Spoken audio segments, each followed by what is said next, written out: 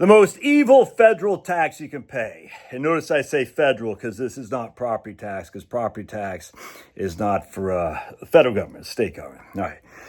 Whew. All right. So, hey, by the way, I just bought this rope thing right here. So I bought these two things right. You can see these little things for if you have a tough getting grip on your deadlifts. I haven't done deadlifts for a while because it's just tough getting the grip on your tiny weight, kind of heavyweight. These are pretty sweet. And you can do off your pull-up rack too, which is pretty sweet. Pull-up bar. And then this rope right here, trust me, man. You're like, oh, what's so hard about climbing a rope? Trust me, when you're on your, man, it's tough. That's tough to do. If you want, very cheap too, by the way. I can't remember where I got them from. I got them from Kensu, KENSUI. And if you click the link, I get a massive promo code. Promo code, click the link. No promo code. Anyway, so I was dealing with a client the other day, and we'll call her Kelly, all right? Smelly Kelly. And she's thinking about selling her house. She wants to move to a different place. And she's a single lady. I think she's in Colorado. Yeah, she's in Colorado. But she's been in her house for a long time. And if you know what the prices on houses in Colorado have done, they've gone up freaking like a crazy man. All right? So when Smelly Kelly sells her house, it'll be a lot more than what her cost basis is. So she'll probably sell it for $650,000. Her cost basis is probably $200,000. Now, cost basis is what you paid plus any improvements you made and all that. Maybe it's even $250,000. Maybe she'll sell it for $700,000. I can't remember exactly. Either way, she's going to have to pay capital gain tax on anything above her cost basis plus $250,000. So anything she sells, let's just say her cost basis is $250,000. Anything she sells above $500,000, she has to pay capital gain tax on. She's been inflated into a higher tax bracket. In California, the median, when they initiated this tax change in 1997, the median house cost in California is roughly $200,000. Now the median house cost is, $700,000 or $800,000. I can't remember. The reason this is so evil, let's say Kelly's married to Jelly, all right? So Kelly and Jelly are married. Jelly dies. Kelly has to go to a long-term care facility. Or not even a long-term care facility. Let's just say she downsizes. Let's say she moves in with her kids. Something like that, all right? Let's just say she has to get out of her house for whatever reason. Downsize, moving in with her kids, anything.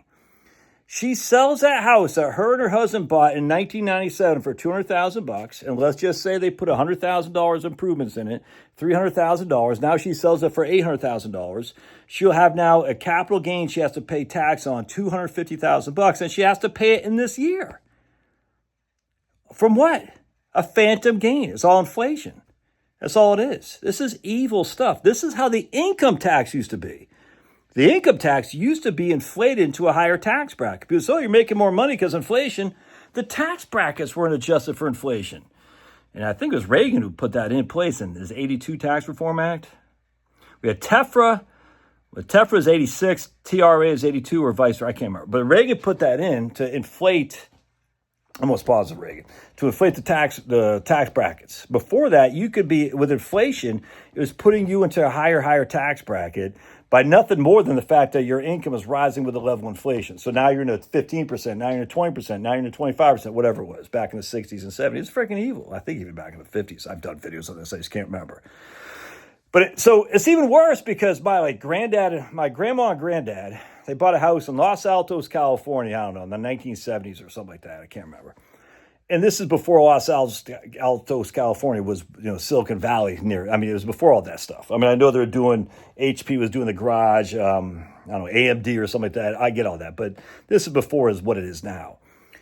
And when my grampy died in 2009 or 2008, all right, the house was left for my Grammy. Well, my Grammy started getting bad. And so she moved to a nursing home in New Jersey. Had to sell the house. Or did she have to sell the house? I don't know. But let's just say she had to sell the house. The house was worth probably $2 million. That's a huge tax. She only gets $250,000 because my grampy Vince died. So Thea, my Grammy, she's still alive, but her husband's dead. So now she's no longer married filing jointly, which she gets $500,000 of exemption. She only gets $250,000. It's freaking evil. And they don't, it's just like the freaking provisional income, the tax on Social Security with provisional income is not adjusted for inflation. The same thing here. It used to be AMT, alternative minimum tax, until thankfully Trump got rid of that in terms of making it adjust for inflation. Thank Trump.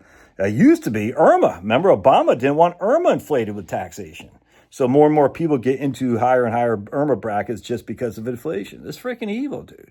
These guys know what they're doing. Republicans haven't done a damn thing about it. I don't expect anything from the Democrats because the Democrats are evil. They just want your money. But I expect the Republicans to show some kind of say, hey, we need to index this with inflation. And there's a thing. Look, Democrats don't care about their voters. Remember, California is blue, Connecticut is blue, Colorado is blue. If the Democrats cared, they would have had this capital gains index with inflation many years ago when they controlled both sessions of both houses of Congress and the presidency under Obama. Did Sniffy Joe control both houses at one point? In 2020, did he? I think he did, didn't he? I think Sniffy Joe did in 2020. Sniffy Joe controlled both houses, I think, plus the presidency, if memory serves. I could have sworn that might be the case. Don't hold me to that, but I think he did. I know Obama did in 2010. I know 2010, 11, Obama did. So basically from 2012, from 2008, 2009, 2010, Obama did with major majorities in both the House and Senate. In 2010, I think he got killed in the House. I don't think he controlled the Senate at that point. In 2014, I think is when he lost the Senate as well as the House too. But I could have sworn Sniffy Joe controlled both in 2020. I don't remember. I don't recall. But anyway, either way, and it was in 2022, I know that. But the Democrats haven't done anything. Has there been any proposals, legislation for the Democrats to say, hey, we need to adjust this with inflation and capital gains, especially when their own voters are the ones suffer the most? Colorado, California, Washington State, freaking Oregon. You know what I'm saying? I don't know about New York State. I don't know about Connecticut. I presume. I don't know. But they don't do anything because they don't care. Well, the Republicans should care, especially when it comes to taxation. It's an easy win. A standalone bill, say we're going to index capital gains on your house to adjust for inflation. Because it's freaking sickening. So here we got Smelly Kelly. She's like, man, the reason I smell Josh is because my house stinks. I live near Democrats in California. I don't want to live near Democrats anymore, so Colorado. So I'm going to move to a conservative place which smells like flowers. Oh, it smells so good, like mountain air. But if I stay here, I'm going to be Smelly Kelly. And I don't want to be Smelly Kelly. I want to be, I don't know, whatever. I don't know what rhymes with Kelly. That's something good. I don't know. But anyway, she wants to be just regular Kelly. She wants to alleviate her nickname from Smelly Kelly and just be Kelly. And move to a place that's right wing. So she goes, I got to get out of here. But I'm going to have to pay this huge tax. And on top of that, how does it affect your ACA? Medicare premiums if you're under IRMA. All right, love your thoughts. God bless. We'll see you.